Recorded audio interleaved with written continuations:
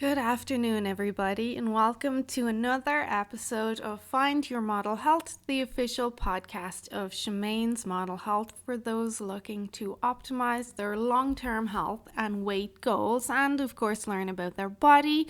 I am your host. I am Shemaine Linney. I'm a biohacker, fitness and nutrition expert, and I am very glad to have you back with me for this new week. This is episode 125. Can you believe that? 125 episodes in, and I know a lot of my clients are really going to enjoy this episode because they ask me about this all the time. So this week, for episode 125, we are learning about macronutrients. So macronutrients 101, specifically for fat loss.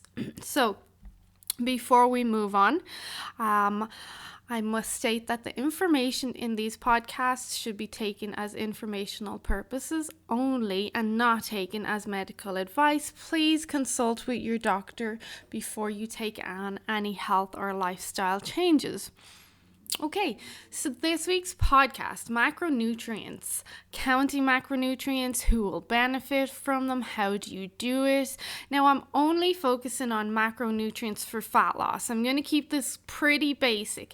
I am well aware there are a lot more variables within the body that could impact fat loss for someone. But right now, we're just looking at macronutrients and not even the micronutrients so much. So you might be surprised to know, or you might not be surprised to know, there are a lot of people out there that don't know what macros or macronutrients are. So I might say to someone, hey, who's counting, or are you counting your macros? And they'd be like, what? Macros? What's that? So macros or macronutrients, they're basically your protein, your fat, and your carbs. So protein predominantly comes from your animal products. Carbs, they're usually your starches, your grains, your fruits, your chocolate, your popcorn, stuff like that. And then fats are going to be more of your kind of nuts and seeds and avocados. You can have some creamier cheese will fall into the fat category, your coconut, your extra virgin olive oil, stuff like that. Now there is spillover, and we will look at that later on in the podcast, where a protein can be present in a food along with a fat and a carb, but we'll look at that in a little bit. So who needs to count macros? Is macros counting for you? Well, this depends on where you're starting from on your health journey, and also depends on your individual personality. If you have a lot of body fat to lose, so 80, 100 pounds or more, or you've never tried to cut weight or lose body fat before, then common sense is kind of going to be best there for you. Eat healthier, avoid your sugars, your junk food, move more. If there are underlying health concerns, then you should work with a professional, of course. But if you're just doing it alone, then eating healthier and moving more and avoiding the junkier processed foods is going to be a pretty simple and good start for you.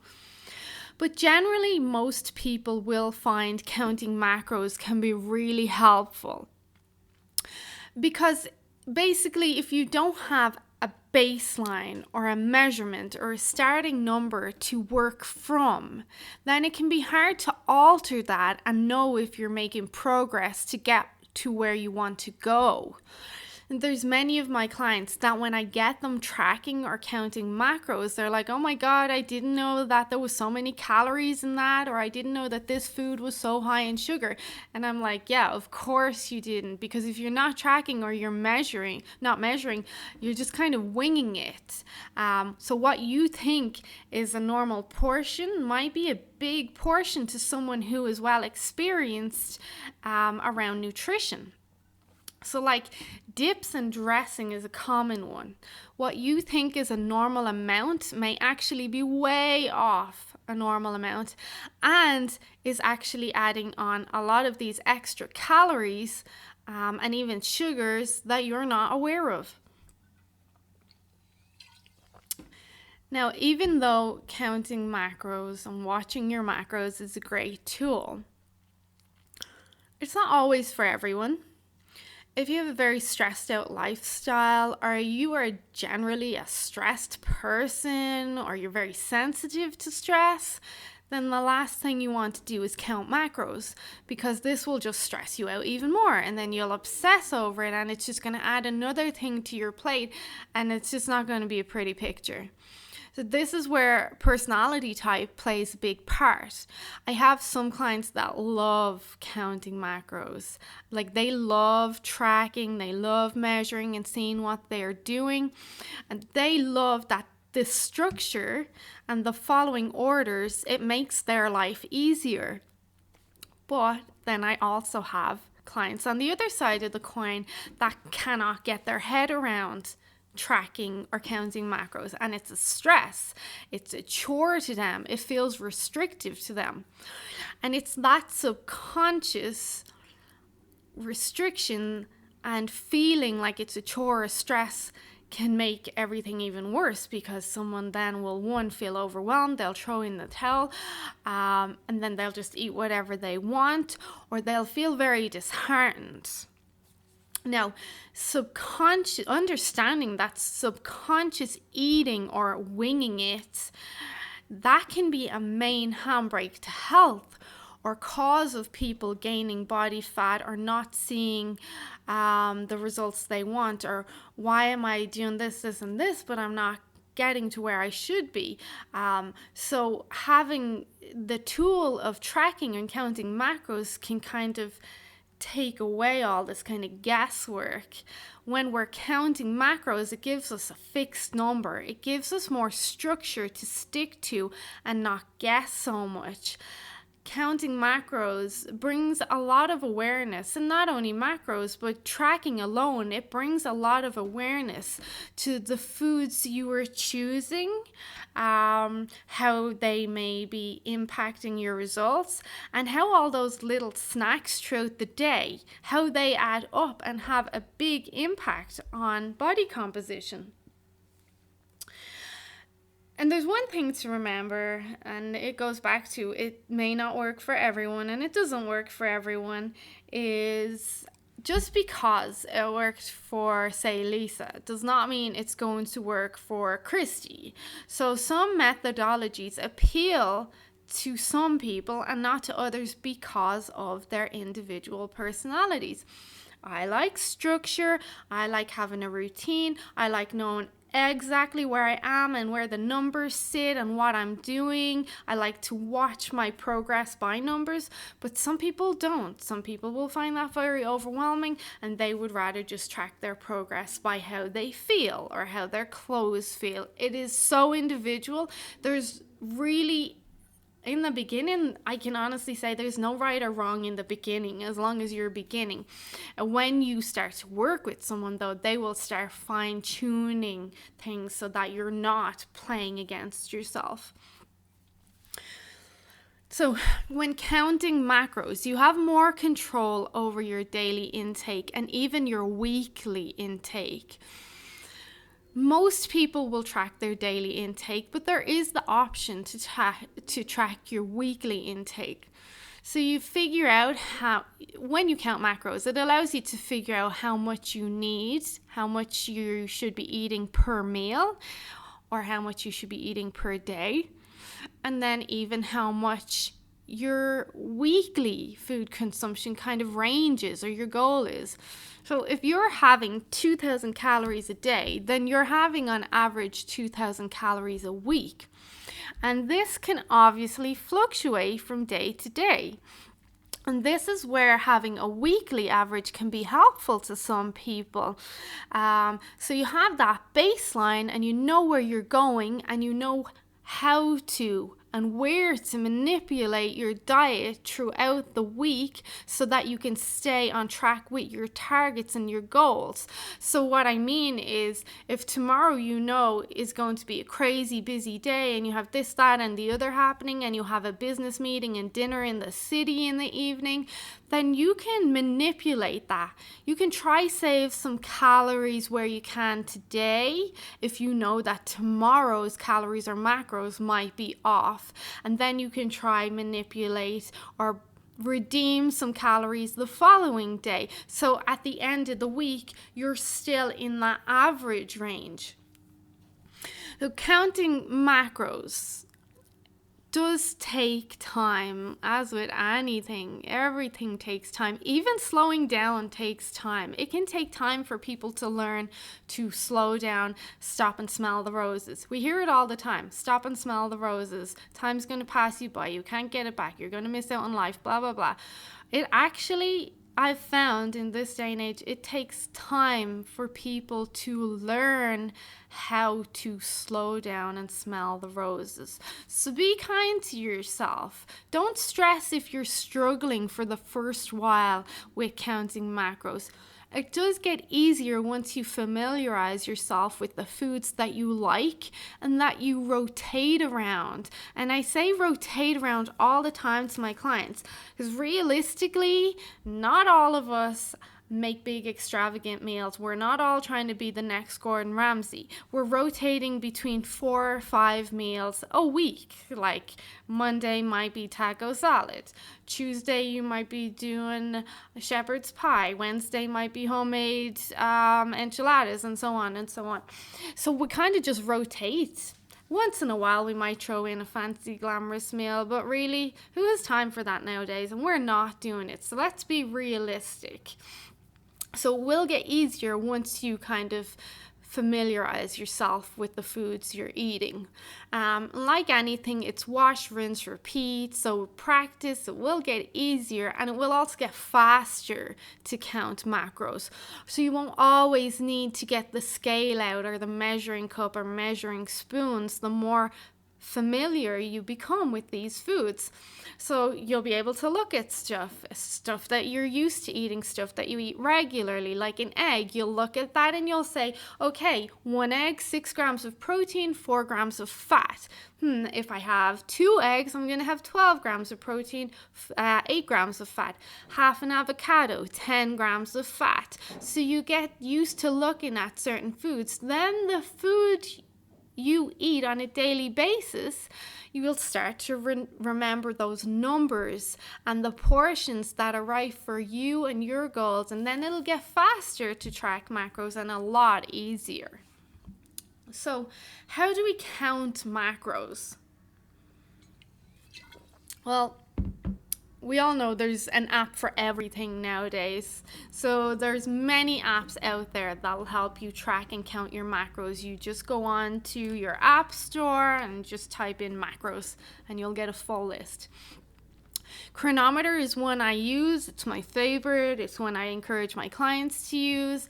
Some of them use MyFitnessPal, so of course that's an option. There's others like Fat Loss Secret or whatever it's called. There's more in the App Store. We kind of stick to Chronometer and MyFitnessPal. You can also take a pen to paper. If you work with a nutritionist or a nutritional therapist or some sort of health professional that has experience in this realm, they'll help you how to set up your macros and tell you how to do it and how you could track on paper. One of the best tips I can give for tracking macros is to keep the place where you're tracking your macros consistent. So if you're tracking in Chronometer, then you stay with Chronometer and stick with their numbers for the foods that you're eating. This keeps consistency where you're counting and gives you more control over variables, and it's less stressful. If you track in Chronometer but you look at MyFitnessPal, they might have different macros for 100 grams of chicken, and this could totally throw you off. So just stick with one. So now for the basics for counting macros is finding out your baseline calories first. So you find out your baseline calories for fat loss, and then you pick the macro ratios that you want to work with. If you're using an app can tell you. If you're working with a health professional, they will tell you. It can depend on your goals as well. And it can depend on the eating style you like. So keto, paleo, low carb, vegan, they all have different macro ratios.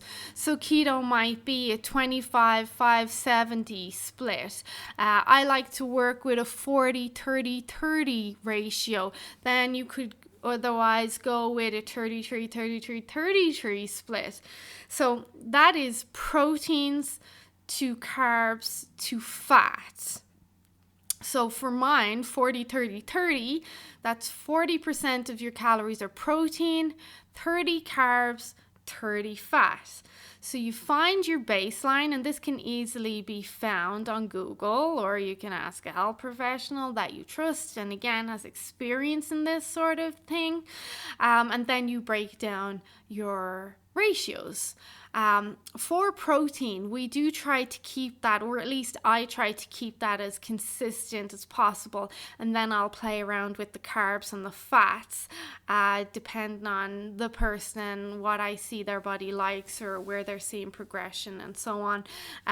So generally, I keep protein around 1 gram per kilogram of body weight. Some people will use 1 gram per pound though. It really depends on the person, their exercise or training routines, how much muscle they carry, they male or female. So there's a lot of variables. But for my clients and the type of clients that come to me, I stick with 1 gram per kilogram of body weight. And again, if I see someone's a bit too low, I will tell them to increase it. But that's when you're working with someone. So find out your body weight in pounds. So this is how you find out your baseline calories, okay, for fat loss. Find out your body weight in pounds and multiply that number by 10 or 11. And that's the amount of calories you need to consume. If you were just saying maintenance, you would multiply by 13. And for muscle gain, it's between 14 and 16 calories per pound. There's a bigger range there because, again, it depends on someone's build, their physique, the type of training they're doing, and the goals they have. So when I'm working with someone, I will figure out what their baseline is and break down the ratios we're going to go with that we've agreed on. I'll also add on a little extra deficit to compensate for any macro spillover, and I generally will always add on a little extra deficit. It's like a safety net. So spillover is when one food has multiple macros. So like hard cheese can have protein and fat, or nuts can have fat, protein, and some carbs. Mackerel is higher in fat than it is in protein. And all of this can get very confusing. But straight away, don't stress about it at all. If you're working with a professional, they will be able to keep you on track, and they should have already taken this spillover into consideration. Or if you're tracking in Chronometer, it will have already broken things down for the most part, and that's why I really, really like Chronometer, because it is vetted and it is so accurate. So we just want you to get used to tracking and get used to the main category that a food will fall into, and not stress over spillover. So I provide my clients with a PDF that puts all foods, well, most of the regularly occurring foods that we eat, into their categories like proteins, fats, carbs, break them down even more into dairy and so on. But anyway, once you consistently stick to this, it will get easier. So don't stress over spillover. A calorie deficit will take care of this. One of the most important things here is compliance and keeping your heck in check. So your heck is your hunger, energy, and cravings. So if you're consistently doing, showing up for yourself every day and consistently tracking and getting the hang of things, and you're enjoying it somewhat, and your hunger, energy, and cravings are in check, you will start to see results. And then once you get the hang of things and you're seeing those nice results, you can look at adjusting and tweaking your diet from there. Right, so before we finish up, I do want to, of course, touch on this a little bit.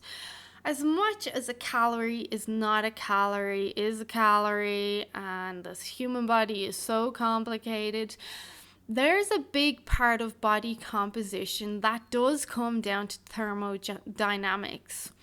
So calories in and calories out. Now, I do teach my clients health first, and I have many years of experience with clients. For the majority, I have found to be most effective is a calorie deficit. That can be a main player in fat loss.